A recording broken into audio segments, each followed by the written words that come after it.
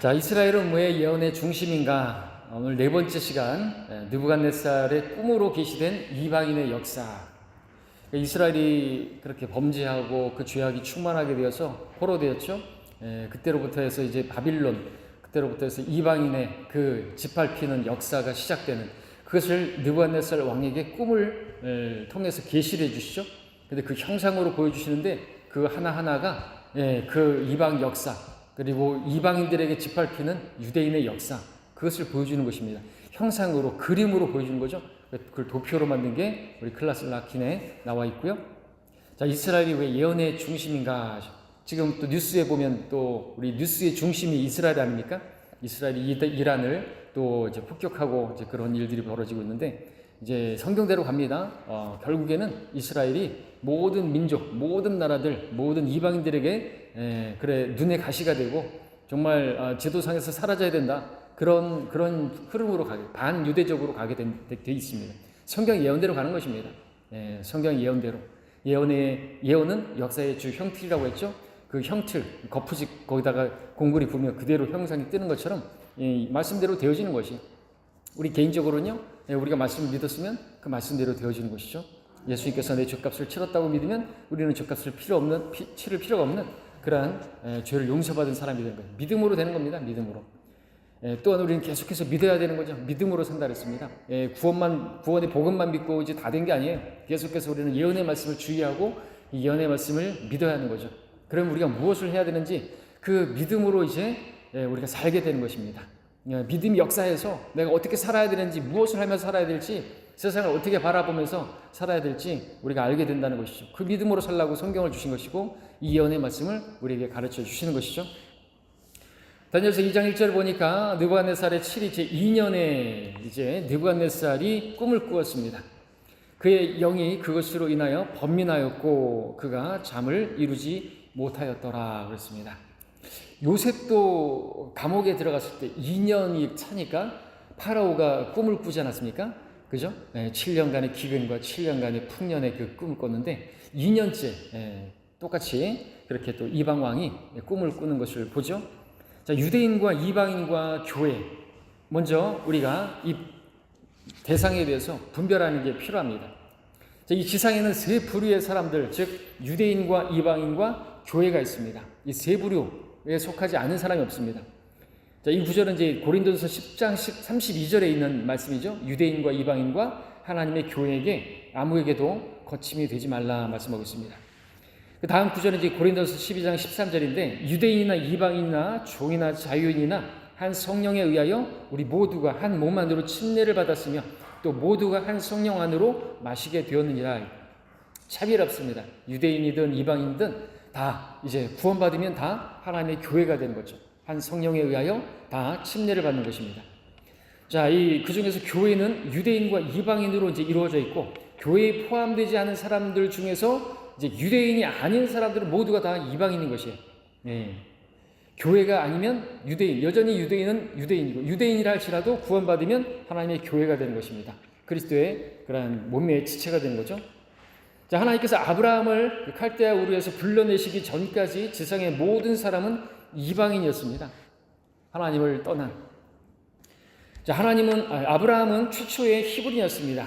아브라함의 후손인 이스라엘은 북왕국이 이제 이스라엘이 BC 721년에, 남왕국 유다가 이제 BC 606년에 각각 이제 아시리아로, 또 이제 유다는 바빌론으로 사로잡혀 가게 되죠. 그 이제 예언대로 70년의 그 포로 생활을 이제 마치고 그때가 차서 돌아왔는데, 그들은 그때로부터 이제 공식적으로 유대인이라고 그렇게 불려지고 알려지게 되죠. 유대인들은 하나님의 선택을 받은 백성이었지만 이 우상 숭배에 빠져서 그 죄로 인해서 하나님께서 말씀하신 대로 이방에게 사로잡혀가고 그 땅에서 쫓겨나게 될 거라고 말씀하셨는데 그대로 된 것이죠. 그렇게 포로로 잡혀갔을 때 이방인들이 그들의 땅을 차지하게 되었던 것입니다. 빼앗긴 것이죠. 땅을 빼앗긴 것입니다. 자, 이스라엘의 그 죄악이 가득 찼을 때 그 민족을, 이스라엘 민족을 이방인인 느부갓네살 왕에게 파셨다라고 이제 예레미야 27장에서 그렇게 말씀하신 거죠. 하나님께서 그냥 가만히 내버려두지 않는 것이죠. 하나님의 백성이라 할지라도 범죄하게 된 그 죄악이 가득 찼을 때 오래 참으시다가 그렇게 이방인에게 파신 것이죠. 그래서 BC 606년에 일어난 이 일로 인해서 누가복음 21장 24절에서 예수님께서 말씀하셨던 그 이방인들의 때가 이제 시작되었던 것입니다. 이것은 하나님의 계획에 정해져 있는 한정된 기간인 것이죠. 자, 여기서 먼저 잠깐 짚고 넘어갈 것은 이스라엘의 그 죄악이 가득 찼을 때 그 이스라엘을 이방인에게 이제 팔고 그들이 이제 짓밟히게 되지 않습니까? 이방인들에게 짓밟히게 되죠. 근데 이제 그 이방인들의 때가 끝날 때 다시 이스라엘은 회복하게 되는 것입니다. 이스라엘이 그 죄악이 가득 차게 되었을 때 하나님께서 이방인들을 사용하셔서 그들을 짓밟으시고, 그리고 이제 다시 그 이방인들의 그 죄가 가득 차게 될 때 하나님께서는 유대인들을 다시 회복시키시는 그런 그 하나님의 계획을 우리가 보죠. 우리 로마서 함께 볼까요? 로마서 11장 보시면 이스라엘의 회복장이죠. 여기 보시고 지나갈 부분이 있죠. 여기 죄악이 가득 찼을 때라는 표현을 우리가 볼 필요가 있어서 확인합니다.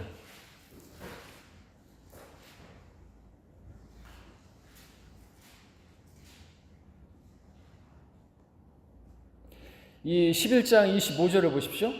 11장 25절, 형제들아 너희가 스스로 지혜 있는 채 하지 않게 하기 위하여 이 신비를 너희가 모르기를 내가 원치 아니하노니 이는 이방인들의 충만함이 차기까지는 이스라엘의 일부가 완고하게 된 것이라. 그리하여 온 이스라엘이 구원을 받으리라 말하고 있습니다. 이스라엘이 회복될 것을 말씀하고 계시는 것이죠. 11장의 시작은 뭐라고 말합니까? 그렇다면 내가 말하노니 하나님께서 자기 백성을 버리셨느냐? 자기 백성은 바로 이스라엘입니다. 결코 그럴 수 없느니라. 나도 이스라엘이뇨 라고 말하면서 하나님께서 그 이스라엘을 회복시킬 것을 말씀하시는데, 25절에 보니까 이방인들의 충만함이 차기까지는 이스라엘이 계속해서 완고한 상태로 있을 것이고, 그리고 이제 야곱이 이제 그 이스라엘이 이제 구원을 받게 될 것이다 라는 말씀이 나오고 있습니다. 그런데 개역 성경에는 뭐라고 되어 있습니까? 이방인들의 충만한 수가 들어오기까지는 이라고 말하고 있죠. 그래서 선교사들이 이방인들이 구원받는 수가 정해져 있는데 그 수가 차기까지는 그때까지는 이제 대환란도 없고 재림도 없다. 그래서 이 선교사들이 우리 박철수 형제님이 최근에도 저한테 얘기해 줬지만 그렇게 믿고 있었단 말이죠. 개역성경에는 그렇게 되어 있어서 선교사들의 그 사명이라는 게 뭐냐면 자기들의 어떤 프라이드라는 게 뭐냐면 그런 거예요. 저도 그 전에 들었지만 자기가 누군가를 딱 예수님을 전해가지고 그 사람이 예수님을 믿게 되면 그 사람이 딱 그 이방인의 그 수가 딱 정해져 있는데 딱 그 사람이 구원을 받게 되면 주님께서 오신다. 그렇게 가르치니까 마지막으로 자기가 딱 전했는데 그 사람이 구원받게 되었을 때 주님께서 오신 그거에 대한 어떤 그 여망을 가지고 열심히 그렇게 선교한다 이거죠. 근데 성경의 그 단어 하나가 이렇게 중요한 거예요. 그래서 그 충만한 수가 들어온 차는 게 아니고 이방인들의 죄악이 충만하게 찰 때까지라 이거죠. 그 소돔과 같이 노아의 날들과 같이 막 동성애가 막 트랜스젠더가 판을 치고 마술이 판을 치고 교회에서도 마술이 판치고 그렇게 죄악이 가득 차고 그죠? 인간 뭐 복지한다 그러고 하여튼 그런 시대 이방인들의 죄 하나님의 어떤 그런 그 창조의 영역까지 도전하고 하나님께서 가증히 여기시는 우상 숭배 동성애 이런 것들이 가득 차기까지는 이스라엘은 회복되지 않는다 이거죠. 주님께서 오시지 않는다 이거죠.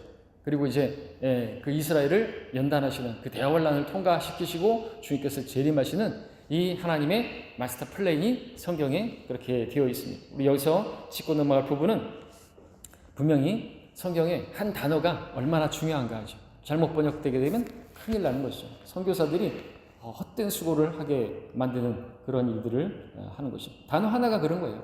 단어 하나가 그렇습니다. 자, 계속해서 보면은 그 이방인들의 때에 관해서는 이제 다니엘서에서 잘 설명되어 있습니다. 형상으로 이미지화해서 그림으로 보여주고 있기 때문에 쉽게 이해할 수 있게 그렇게 말씀하고 있는 것이죠. 그 다니엘서에서는 느부갓네살 왕이 꾼 꿈, 그리고 그 다니엘이 본 네 가지 그 환상에서 이방인들의 그 때에 관한 내용들이 담겨 있는 것입니다. 그래서 쉽게 알 수가 있는 거죠. 자, 느부갓네살이 이제 꿈을 꿨습니다. 2장 5절 6절에 보니까 왕이 칼데아인들에게 대답하여 말하기를 그것이 내게서 사라져버렸으니 만일 너희가 그 꿈과 해석을 내게 알려주지 아니하면 너희는 토막으로 잘려질 것이요 너희 집들은 퇴비더미가 될 것이라. 그러나 너희가 그 꿈과 해석을 알려주면 너희는 내게서 선물과 보상과 큰 명예를 받을 것이니라. 그러므로 내게 그 꿈과 그 해석을 알리라 하였으니. 자, 느부갓네살 왕이 된 지 2년 만에 한 꿈을 꾸게 되었는데, 근데 잠에서 깨어났는데 그 꿈을 기억할 수가 없는 것이죠. 여러분, 우리가 이것을 또 생각해 볼 수 있지 않습니까? 우리도 꿈을 꾸고 났는데 아침에 일어났는데 그 꿈이 사라져 버렸어요. 그런 적 있지 않습니까? 그래서 분명히 어제 무슨 요상한 꿈을 꿨는데 무슨 꿈인지를 막 기억해내려고 하다가 기억을 못하기도 하고, 어떨 때는 한낮에 맞다, 그 꿈을 꿨었지라고 기억을 하기도 하지 않습니까? 꿈의 특성이 그렇다라는 거죠. 그러니까 이런 일들이 실제로 있었던 것이고, 하나님께서 그 일들을 하신 것이죠. 꿈을 꿨는데 잊어버리게 했어요. 그래서 다니엘을 통해서 그 꿈을 해석하게 하시기 위해서 잊어버리게 하시는 거죠. 망각도 하나님께서 사용하신다라는 것을 배우게 되죠. 자, 그렇게 이제 꿈에서 분명히 꿨는데 어떤 무서운 꿈을 꿨는데, 무서운 용모를 한 어떤 형상을 봤는데, 그렇게 번민하던 느부갓네살은 그가 거느리고 있던 마술사들, 점쟁이들에게 자신이 꾼 꿈을 알아내라고, 아니 꿈을 얘기해줘야 되지 해석을 해주죠. 무슨 꿈보다 해몽이라고 꿈을 얘기해줘야지 해몽을 해주죠. 좋게 해줄 텐데, 근데 맨날 좋게만 해석해 줬던 것이죠. 근데 이제 자기들이 뭐 구슬도 뭐 꾀야 보석이다고 지들이 마음대로 막 갖다가 막 해서 좋게 아부 떨면서 했는데, 이제는 들통나게 생긴 거죠. 꿈까지도 해석하라니, 니들이 정말로 그렇게 점성가들이고 또 마술사들이고 하면 꿈까지도 한번 해석해보라 이거죠. 그들이 가짜라는 사실을 드러내기 위해서 하나님께서 그 꿈을 기억하게 못하게 하신 것이죠. 그래서 오직 다니엘을 통해서만 그 꿈을 해석할 수 있게 그렇게 하시기 위해서. 자, 그런데 아무도 그 왕의 꿈에 대해서 입을 열지 못하게 됩니다. 그들은 말하죠. 육체와 함께 거하지 아니하는 신들 외에는 왕 앞에 그것을 알려줄 자가 아무도 없나이다 라면서 자신들의 무능함을 그대로 시인할 수밖에 없었죠. 자기들이 가짜라는 사실을 시인할 수밖에 없었던 것이죠. 그러자 왕은 그들을 죽여버리라고, 이 가짜들을 죽여버리라고 그렇게 칙령을 내렸을 때 다니엘은 시간을 구하면서 집행을 유예해달라고 말하면서 칙령을 보류시켰고, 그 세 친구들과 함께 기도 모임을 갖죠. 그렇게 해서 하나님께로부터 그 꿈과 내용, 그 해석을 계시받게 되었습니다. 다니엘서 2장 16절 19절이죠. 우리 팀 다니엘을 공부하고 있는 것입니다. 자, 꿈에 대한 해석은 분명히 인간의 지혜로는 생각해낼 수 없는 그러한 내용이었습니다. 그래서 그것을 이제 2장 27절 28절에서 다니엘이 말하죠. 왕 앞에서 대답하여 말하기를, 왕이 물으신 그 은밀한 것을 현자들이나 점성가들이나 마술사들이나 점성가들은 왕께 알려드릴 수 없으며 오직 하늘에 계신 하나님 뿐이시니 그분은 은밀한 것을 나타내시며 그분이 느부갓네살 왕에게 훗날들이 있을 것을 알게 하시나이다. 왕의 꿈과 왕의 침상에서 머리에 떠오른 환상은 이러하니이다 라고 말하는 것을 보게 되는 것이죠. 근데 우리 여기서 또 생각해 볼 것은, 다니엘이 그 순간에 분명히 자기가 부인되지 않았다고 한다면, 이 꿈과 그 해석은요, 마술가들이나 현자들이나 점성가들이나 그들은요 절대로 알려줄 수 없고요, 오직 나뿐입니다 라고 충분히 그렇게 얘기할 수. 그러면 이제 자기가 완전히 스타가 되고 자기가 물론 높여질 수 있겠지만, 우리는 그런 시험을 받을 수가 있지 않습니까? 마귀가 역사하면. 근데 완전히 자기가 부인된 것이죠. 오직 하나님, 내가 아니요 하나님, 이것은 나에게서 나의 지혜로 내가 깨닫게 된 게 아니오, 하나님께서 주신 것이다라고. 그죠? 근데 많은 경우 우리 그리스도인들의 시험이 그래요. 뭔가를 깨달았을 때 막 주위 형제들한테 이런 거 알아? 저런 거 알아? 그러면서 막 자기 지식 자랑하고, 마치 자기가 그것을 깨달은 것이냐 자랑하고 그러는 사람들을 보게 되죠. 네, 최성덕이라는 사람이 그런 짓을 많이 했다고 우리 남성훈 목회자님이 많이 얘기를 해요. 신학 공부하면서 뭘 배우면은 그렇게 자기만 아는 것처럼, 자기가 혼자 깨달은 것처럼 그렇게 막 얘기를 한다는 것이죠. 그러면 이제 마귀가 쓰임 받는 것입니다. 여기서 잘 보십시오. 다니엘은 자기가 부인되었어요. 그것은 하나님께서 계시해 주신 것이다라고, 자기를 드러내지 않고 내가 아니요 하나님께서 알려주신 것이다 이거죠. 우리는 어떤 그런 순간순간들을 맞이할 수 있지 않습니까? 하나님께서 다 하신 것이라고. 우리가 간증할 때도 내가 아니요 하나님께서 하셨습니다 라는 간증이 돼야지, 내가 어떻게 했는데, 내가 그때 가서 내가, 그러면 이제 하나님께서 치시는 거예요. 그렇죠? 내가 드러나면 안 되는 거죠. 그래서 우리가 여기서도 영적인 교훈을 배울 수 있어야 되겠습니다. 자, 꿈에 보인 거대한 형상입니다. 이제 그것을 이야기하죠. 그 꿈을 잃어버렸는데 그걸 알려주는 것이, 생각나게 하는 것이 계시 받았기 때문에 그대로 다니엘에게 하나님께서 계시해 주셨죠. 오 왕이여, 왕께서 보셨는데, 꿈에서 봤는데 한 큰 형상을 보셨죠? 이 큰 형상은 그의 광채가 찬란하며 왕 앞에 섰는데 그 용모가 무서웠죠? 이렇게 말하는 거죠. 그 형상의 머리는 정금이었죠? 저도 봤어요. 하나님께서 보여주셨어요. 그의 가슴과 양팔은 은이고, 그죠? 그의 배와 넓적다리는 노시요, 그의 다리는 철이요, 그의 발의 일부는 철이며 일부는 진흙이었나이다.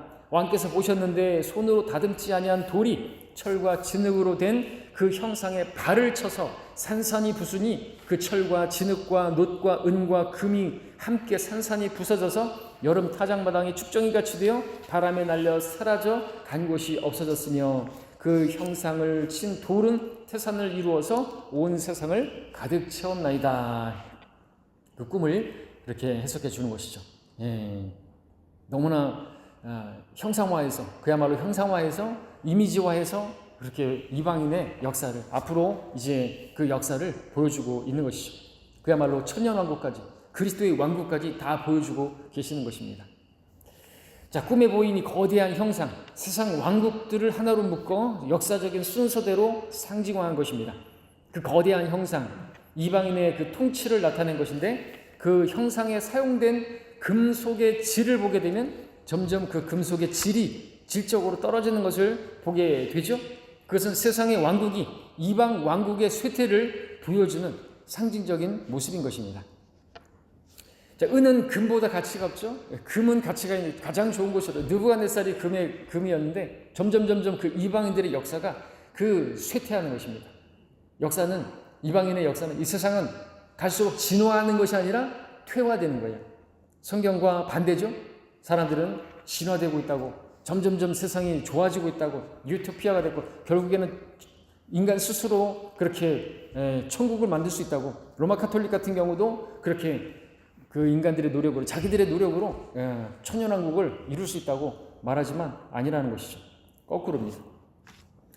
은은 금보다 가치가 없고, 놋은 은보다, 또 철은 놋보다, 진흙은 철보다 가치가 없는 것이 분명한 것이죠. 우리는 진흙으로 되어 있죠. 우리는 정말로 가치가 없는 것입니다. 우린 천한 몸이라고 성경 말하고 있죠. 너무나도 약해서 작은 종 앞에서도 작은 세균, 코로나에도 죽는 그런 존재죠. 자, 그 형상에 사용된 금속의 무게도 보게 되면 밑으로 갈수록 점점 그 무게가, 그 비중이 떨어지는 거예요. 무게를 하나씩 따져보니까 금의 비중은 19.5, 철은 5, 진흙은 1.93. 따라서 그 형상은요, 머리가 가장 무겁고 발과 발가락이 진흙과 철로 이루어져 있어서 아주 불안정한, 건축물로 말하자면 언제 무너져도 이상하지 않을 그런, 마치 모래 위에 세워져 있는 그러한 탑과 같은 그런 형태라는 거죠. 진흙으로 되어 있어요. 흙으로 됐단 말이에요. 위에는 금인데 얼마나 불안정해요. 이방 역사가 그렇다는 거죠. 무엇에 비하면요, 주님께서 이제 오셔가지고 돌로 그것을 부숴버리고 완전히 무너뜨리고 쭉정이같이 다 날려버리고 주님께서 세우실 돌왕국, 거기에 비하면 너무나도 불완전한 왕국인 것이죠. 우리 지금 세상은 어떻습니까? 나라들의, 그 왕국들의 나라들을 보십시오. 얼마나 불완전합니까? 우리나라 어떻습니까? 왕이 아니에요. 대통령이 아니에요. 갈수록, 그죠? 이제는 뭐 심심하면 이제 탄압할 것이고, 라오디케아 시민들의 권리로다가 또 하면은 이제 또 계속 이제 이제는 또 이쪽에서도 또 탄핵할 수 있잖아요, 그죠? 뭐 하나만 꼬투리만 잡혀봐요. 그러면 또 탄핵하고, 그야말로 왕이 아니에요. 왕권이 땅바닥에 떨어진 것이 보겠지만, 그러나 바빌론 느부갓네살과의 왕권은요 엄청난 것입니다. 절대 권력이 있어요. 근데 점점 그 왕권이라는 것도, 그 권세라는 것도 점점 쇠퇴되는 것이죠. 뒤에서 보겠습니다만, 자, 계속해서 보겠습니다. 자, 그 형상을 구성하고 있는 네 종류의 금속, 장차 일어날 네 개의 세계적인 제국을 차례로 나타내는 것입니다. 형상에 따르면 그리스도의 재림 전까지 바빌론, 그 다음에 메데 페르시아, 그리스, 로마, 이 네 제국이 차례로 등장하게 되어 있고, 실제로 역사는 그렇게 드러났죠. 이 제국들이 몇 개인지 그것까지도 메데 페르시아 그 두 개로 같이, 그 다음에 이제 로마는 동로마와 서로마로 다리에 그 두 다리처럼, 그리고 마지막에는 10개의 그러한 유럽 연합, 로마 카톨릭 다리로 시작됐으니까 그 백은 로마 카톨릭, 그 배경으로 해서 창녀의 치마폭에서 놀아나는 어떤 바지 사장들이 10명이 나오게 될 것이다. 왕국이 나올 것이다. 다 너무나 쉽게 잘 보여주고 있죠. 아이들도 이해하기 어렵지 않은 그러한 말씀인 것입니다. 그 이름과 또 그 계승된 순서까지 밝혀 놓으신 것입니다. 첫 번째 왕국은 바빌론으로, 다니엘이 느부갓네살 왕의 그 꿈을 해석할 때 왕은 곧 이 금어린이다 그랬습니다. 이방인들의 때가 바로 바빌론으로 시작된다라고 하는, 느부갓네살로 시작되는 것을 보여주고 있죠. 자, 그렇게 말한 말로써 가르쳐지는 그 왕국이고, 두 번째 왕국은 메디아와 페르시아인데, 다니엘이 벨사살 왕의 그 잔치에서 있었던 일들을 설명한 다음에 그날 밤 칼데아인들의 왕 벨사살이 죽임을 당하고 메디아인 다리오가 그 왕국을 취하니 약 62세였더라라고 기록되었던 바로 그 왕국, 메데 그리고 페르시아 같이 연합된, 그 다음에 세 번째 왕국 그리스, 다니엘서 8장 20절 21절에서 내가 본 두 뿔을 가진 그 순양은 메디아와 페르시아의 왕들이요 그 거친 순염소는 그리스 왕이며 그의 양륜 사이에 있는 큰 뿔은 첫째 왕이라고 언급한 그 왕국. 이제 네 번째 왕국은 로마인데, 이 로마가 BC 100년에 고개를 들고 세계의 권력을 이제 가지게 되죠. 그래서 이제 그것이 로마라고 하는 사실은 성경에 다니엘서에 나와 있지는 않지만 역사에 보면 나오고 있는 거죠. 그리고 철과 관련된 나라가 바로 로마입니다. 철권 통치를 했던 것이죠. 로마가 그랬습니다. 자, 형상의 쇠퇴가 보여주는 이방 왕국의 역사를 보십시오. 느부갓네살의 그 형상의 그 쇠퇴는 그 형상을 이루고 있는 금속들의 재질에 잘 나타나 있습니다. 이 재질은 차례로 나타날 제국들의 특징을 예언한 것이라고 했죠. 이방인들의 쇠퇴를 보여주는 것이 결코 진화가 아니라 퇴화되는 것을 보여주는 것이다라는 거죠. 자, 거기 그림을 보게 되면 형상이죠. 당시에 많이 볼 수 있었던 그런 형상입니다. 그 형상의 머리부터 시작해서 그 숫자까지도 그 마치 사람의 모습을 그대로 형상화하고 있습니다. 하나님께서 하나님의 형상대로 지셨는데, 이방인들의 그 역사가 그렇게 사람의 형상과 같은 모습으로 그렇게 이어져 갈 것이다. 이방인들의 역사. 그 표를 보면은 그 형상, 그 부위, 비중, 왕국, 왕, 연대, 정치 형태를 볼 수가 있습니다. 형상의 금은 이제 머리고, 비중은 19.3이고, 그 왕국은 바빌론 왕국이고요. 왕은 느부갓네살이었고요. 연대는 BC 606년 포로로 사로잡혀갔습니다. 이스라엘이. 그래서 이방인들의 때가 시작됐죠. 정치 형태는 그야말로 강력한 절대 왕정입니다. 자, 그 다음에 이제 가슴 양팔, 둘이죠. 가슴도 양팔도 둘이죠. 메데 페르시아. 그리고 왕은 코레스 다리오. BC 536년 역사. 약화된 절대 왕정입니다. 그 다음에 배와 넓적다리로 시작되고, 비중은 8.0. 그리스. 그리고 알렉산더 왕. BC 330년. 군주제. 정치 형태입니다. 그 다음에 다리에 해당하죠. 로마. 카이사. BC 30년. 공화제. 자, 그 다음에 이제 다니엘에게 계시되지 않은 교회 시대의 밤. 우리 예언의 산봉우리를 봤죠. 그 골짜기. 두 산봉우리 사이에 감춰진. 이제 여기까지가 이제 로마 카이사. 예수님께서 이제 초림하셨을 때, 그리고 예수님께서 공생을 시작하셨을 때 AD 30년, 그리고 33년에 주님께서 십자가를 지시고 승천하시고 이제 그 왕국을 가져오셨지만 연기되어지고, 그 다음에 이제 이 시대는 교회 시대가 이제 2000년간 그렇게 지속되다가, 그 다음에 마지막에는 어떻게 합니까? 진흙. 그 발과 발가락이죠.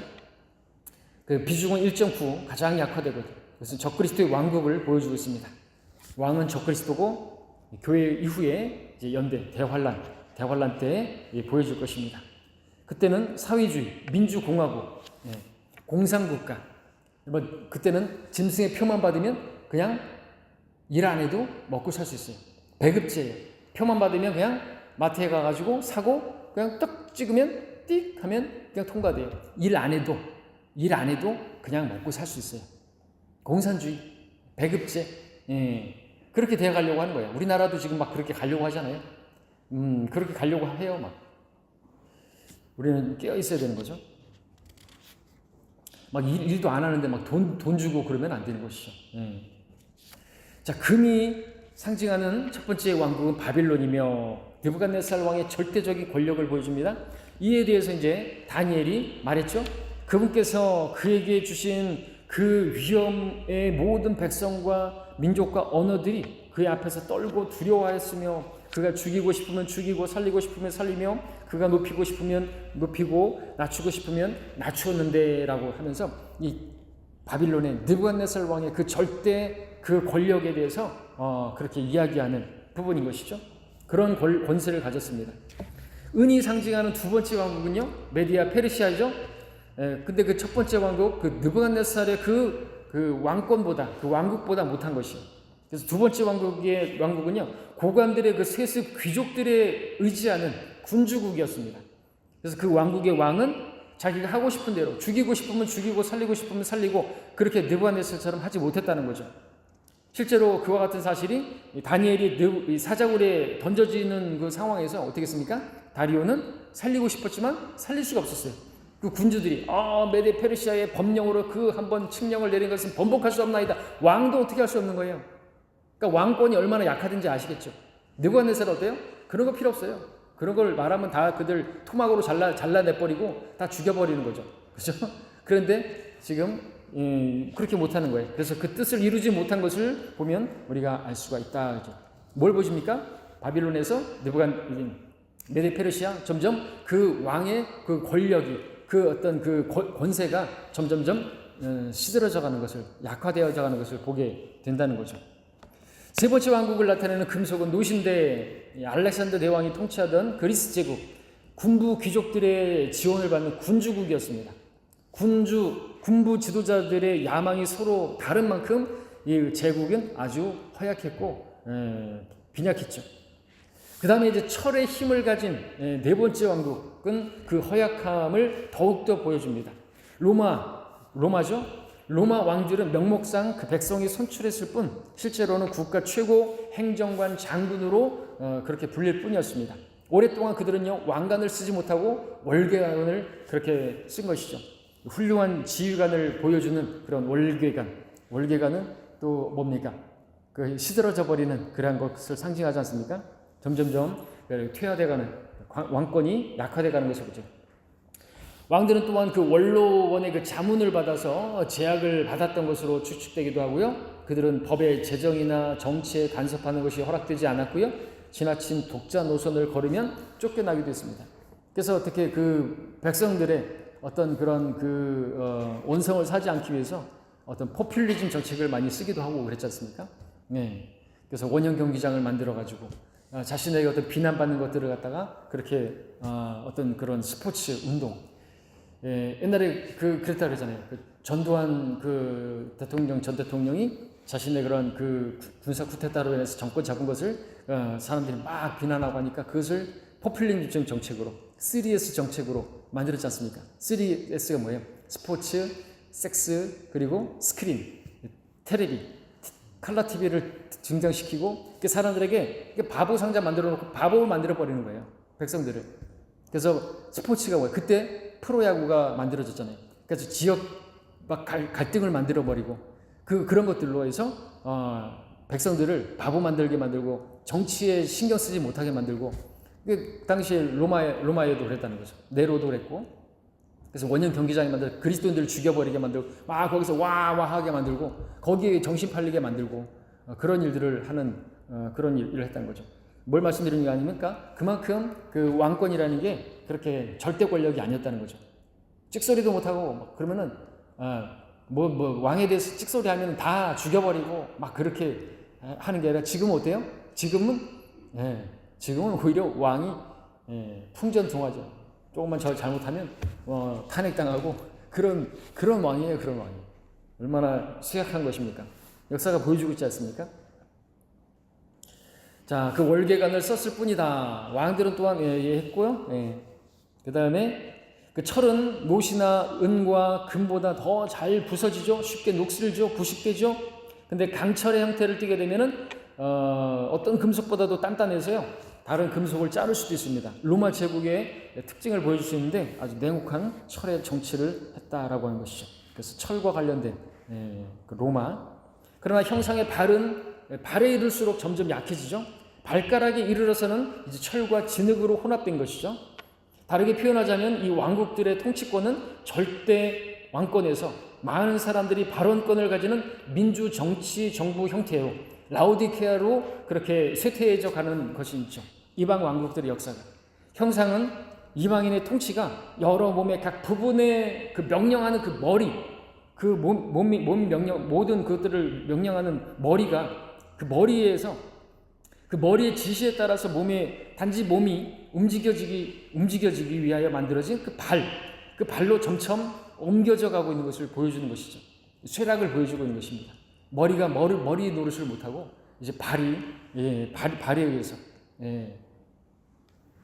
어떤 민주 정치에 의해서 이제 그렇게 옮겨지는 것을 보게 된다라고 하는 것이고요. 또 우리 그 돋보기 있는 부분에서 또 우리가 좀 더 확대해서 볼 부분이 있다면 이방인들의 때의 마지막 왕국은요, 철과 진흙이 섞인 적그리스도의 왕국이라고 했죠. 철이 섞여 있기 때문에 그 왕국의 성격은 로마 카톨릭인 거죠. 로마 카톨릭을 포함해서 로마 제국적인 요소를 지니게 될 것이고요. 그래서 또 철의 정권을 할 것이고 적그리스도가 죽이고 막 그러는 거죠. 또 10개, 10왕국 또는 10왕, 10발가락 세계 연합, 유엔으로 보여지고 그 세력과 연관을 가질 것입니다. 그래서 이제 적그리스도가 유엔에서 대통령으로 나올 수도 있고 로마 카톨릭에서 나올 수도 있고 그건 모르겠지만 아무튼 그 백은 로마 카톨릭이고 거기에 바지사장이라고 말할 수는 없겠지만 난닝구 사장이라고 말할 수 있을까요? 하여튼 그렇게 거기서 적그리스도가 나오게 되는 것입니다.